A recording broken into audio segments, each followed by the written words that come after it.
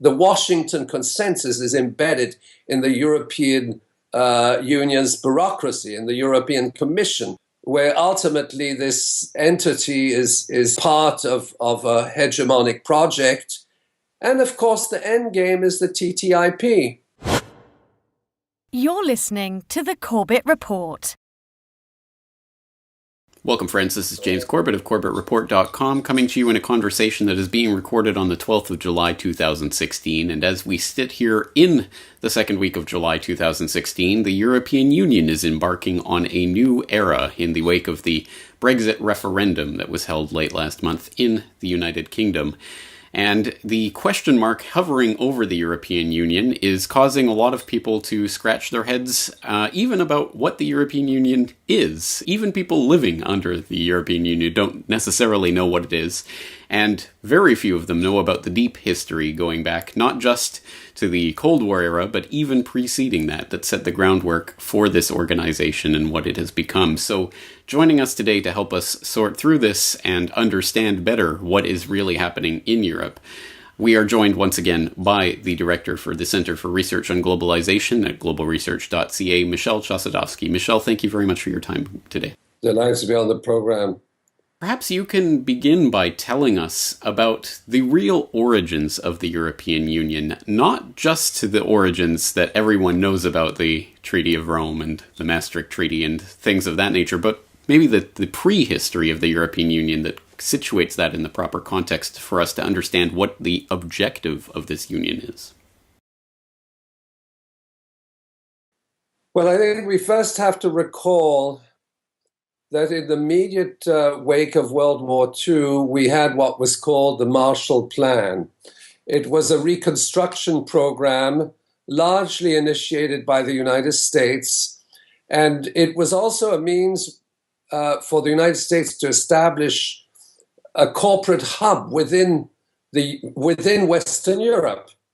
And while the Marshall Plan was ongoing, we also had the onset of the Cold War, which consisted essentially in isolating the Soviet Union. The Iron Curtain was not strictly a political curtain, it was also an economic curtain. And its main objective was to prevent any kind of trade and investment relations taking place between Western Europe and the Soviet bloc countries.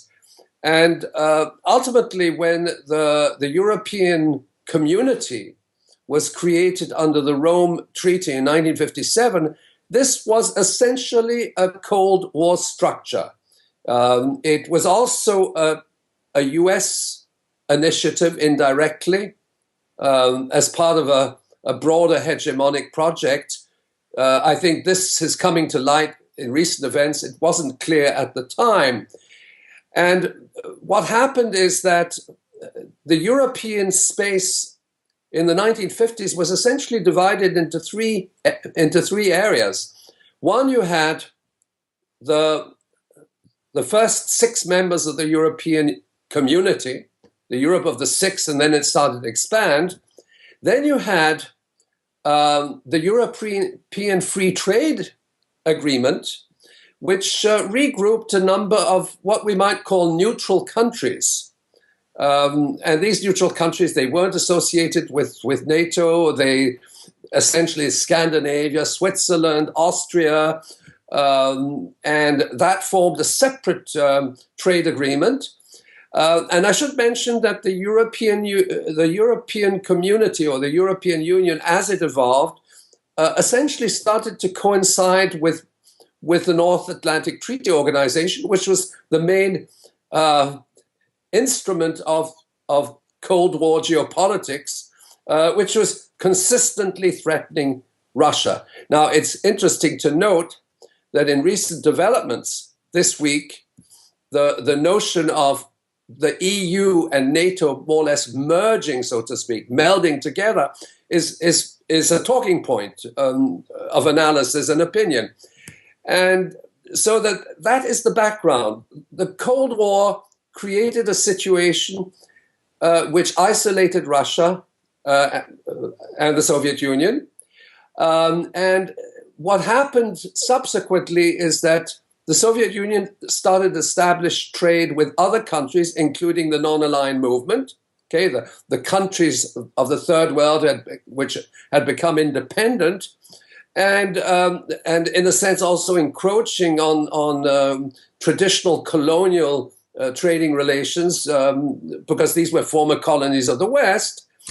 And then eventually what happened in the wake, of course, of the Cold War is that all these structures started to tumble. I should mention that the Soviet bloc countries had their own trading system, which was called Comecon.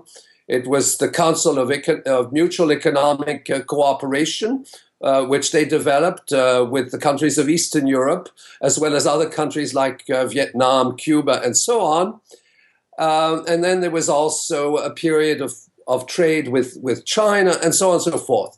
Now, what has happened?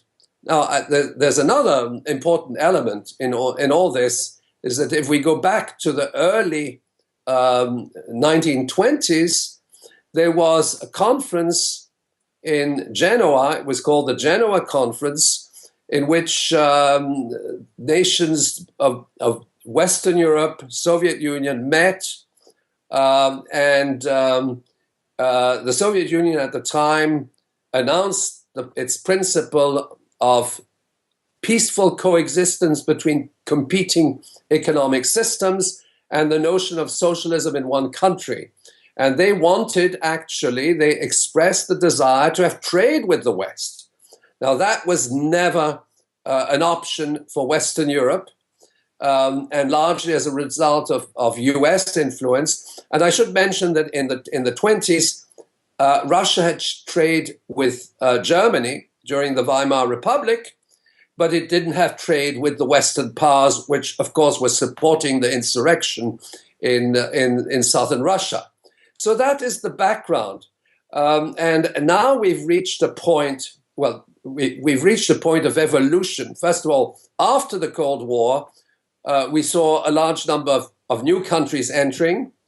And these countries were members of the former Soviet bloc, so to speak, Poland, Romania, Bulgaria, and so on. And then there were other countries which were more on the periphery of the European economy, such as Portugal, of course, Portugal, Spain, Greece, and so on, the Republic of Ireland, which joined the European Union. And the evolution that took place from the late 50s, early 60s to the 90s was the Maastricht Treaty in 1992. Now, why is the Maastricht Treaty so important? Essentially, the Maastricht Treaty embeds a neoliberal economic policy perspective within its articles of agreement, but specifically it refers to monetary policy, and it creates conditions whereby the individual member states are not allowed to use monetary instruments to mobilize internal resources and deal with internal debt operations. In other words, you can't finance your internal development without borrowing money from outside. And now eventually what happened is that the Maastricht Treaty then evolved towards the Eurozone. Of course, not all members of the European Union are members of the Eurozone, but the Eurozone essentially means you have a European Central Bank, which then controls monetary policy in each of the member states and ultimately creates debt. And that's the plight, let's say, of Greece. It's the plight of several countries, whereby the centralized power of the European Central Bank ultimately creates conditions of economic collapse and mass indebtedness, precisely because it disallows countries to use their central banks to mobilize resources. And also putting forth this notion of independence of the central bank, namely that the central bank does operate separately from the government. So that is a little bit the background. today, I would say that European Central Bank is controlled by Wall Street. And the same thing is true for the Bank of England. Both of them are led by former employees or officials of Goldman Sachs. So does this mean, in this reading, that the European Union is still an economic dagger aimed at the heart of Russia, essentially? That this is a form of economic warfare that drives the wedge between Europe and Russia?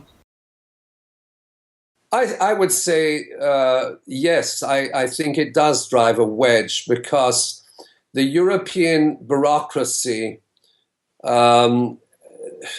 which really takes its origin with the Lisbon Treaty, 2007. Of course, it existed previously, but it provides it with a legal framework, and it prevents individual countries from really having bilateral trade agreements, let's say, with other countries without going through the Brussels bureaucracy. And the dynamics today, particularly with the geopolitics, the threats directed against the Russian Federation, NATO's expansion, what it is essentially is to restore the Iron Curtain, to restore the economic Iron Curtain. And at the same time, it is there also to preclude the ability of the Russian Federation to enter into agreements with other countries which are outside the European space, such as Brazil or many countries in Africa and so on and so forth, which they had that in the 1950s. They had it during the Cold War era.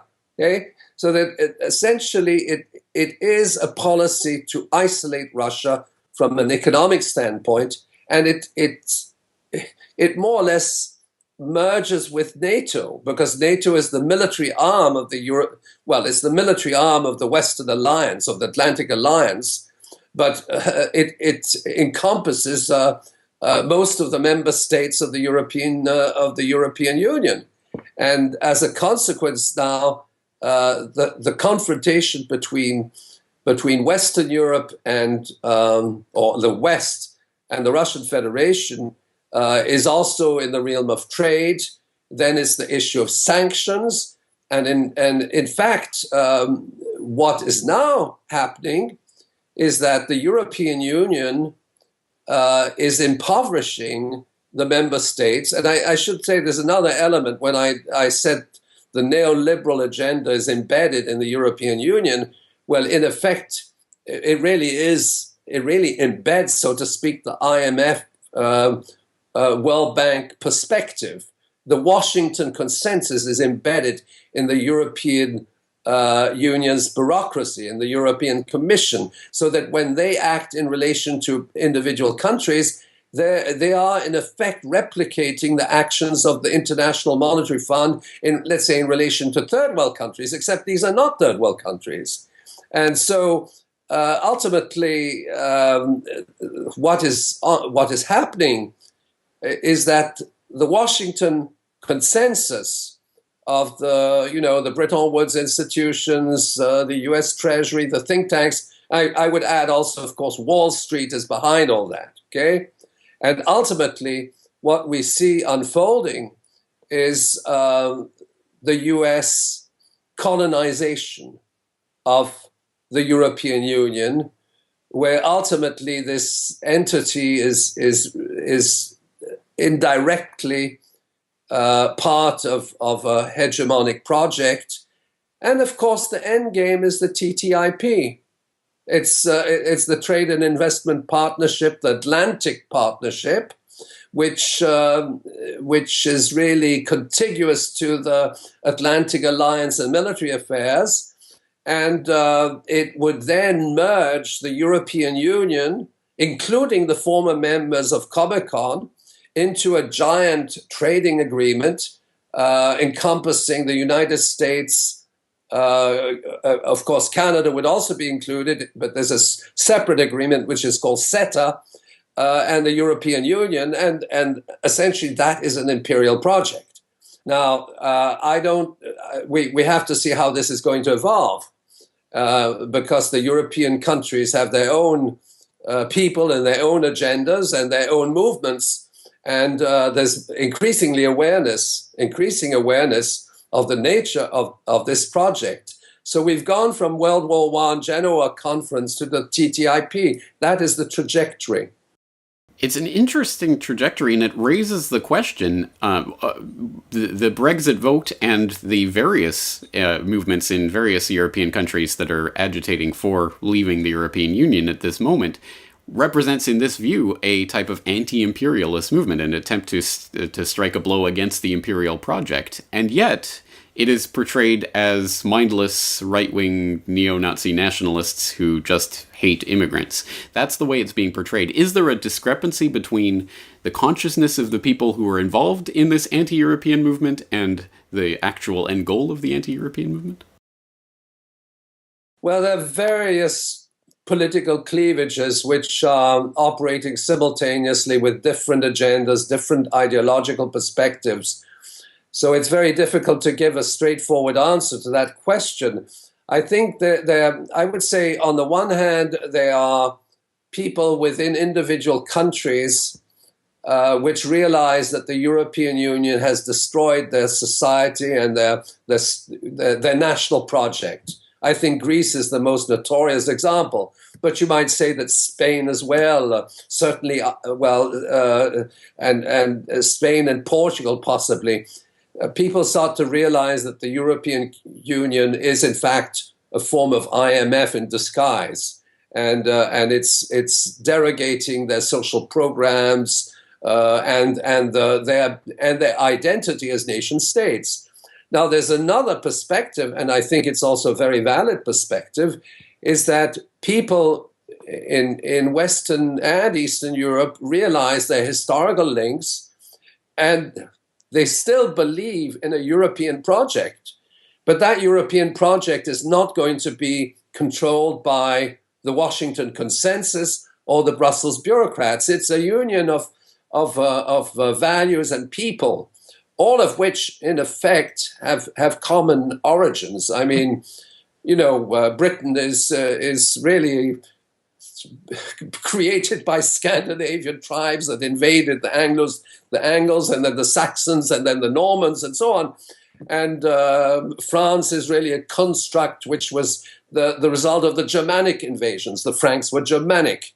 Of course, none of this is really, but it's there. And so the European people have this identity. And I think it's important that both the nationalism which is required to maintain sovereignty, economic and social sovereignty by the member states, which would be, let's say, an exit from the prevailing European Union. That, of course, is an important undertaking. But at the same time, and the two things are not incompatible, is the notion that we should ultimately democratize the European Union, get rid of the bureaucrats, get rid of the Washington consensus, and build a Western Europe which has links with other countries, with the Russian Federation, with China, and so on and so forth.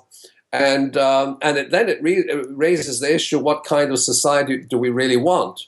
Do we want global capitalism? Do we want to restore some of the democracies of social democracies which existed historically, and so on and so forth? But I think that's the way I would see it evolving at this moment. And of course, the main thing is for the European people, whatever their perspective, to oppose the TTIP, because the TTIP is ultimately an instrument of conquest, which would essentially transform the European Union member states into territories of the U.S. imperial project. It's a very astute analysis, and one that I think cuts a lot deeper and closer to the bone than a lot of the analyses that we see certainly in the mainstream media, even in a lot of the progressive press and other places that are simply reacting in a knee-jerk fashion to what's going on here, rather than looking at that more holistic picture. So I thank you for bringing that perspective to the table. Michel Chossudovsky, globalresearch.ca, thank you very much for your time. Thank you very much. Delighted to be on the program again. The Corbett Report is brought to you by the 2010 Video Archive DVD. Buy your copy today at corbettreport.com.